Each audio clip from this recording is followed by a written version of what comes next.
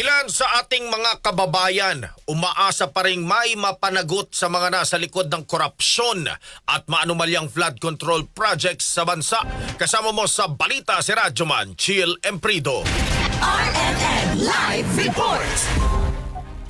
Iwala pa rin ng ilan sa ating mga kababayan na may mapapanagot sa mga nasa likod ng maanumalyang flood control project sa bansa. Sobra na raw kasi ang epekto ng mga palpak na proyekto, hindi lamang sa Metro Manila, maging sa buong bansa. Lugi raw ang mga Pinoy na nagbabayad ng tamang buwis at nagtatrabaho araw-araw dahil hindi naman nila nakikita ang sanay magagandang proyekto ng pamahalaan. Lalo na ngayong pumasok na naman ang La Nina o yung mga pag-ulan at nararanasan ng malawakang mga pagbaha. Narito ang kanilang mga pahayag. Aasa tayo kung maayos yung palalakad ng mga gobyerno, walang korap.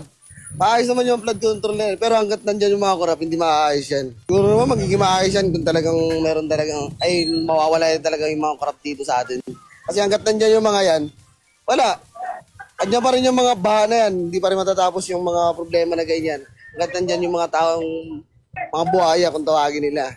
Yung flood control natin, masyado nang dumadaming baha po subukan po natin ma'am, di ko pa alam kasi bago pa lang po Medyo matino naman si Sir Dison Na nga yung pagbaha-baha na yan Dapat yan talaga tapusin nila. Pag may sinira sila, tapusin nila. Hindi na mawawala yan sa kanila talaga. Meron na talaga yan. Kurap-kurap na yan. Diyan nga sila kumikita.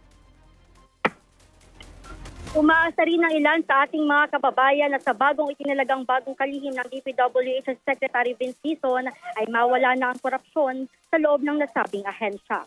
Kasama mo sa DZXL RMN Manila, Radyoman Chill Emprido, sa Top RMN.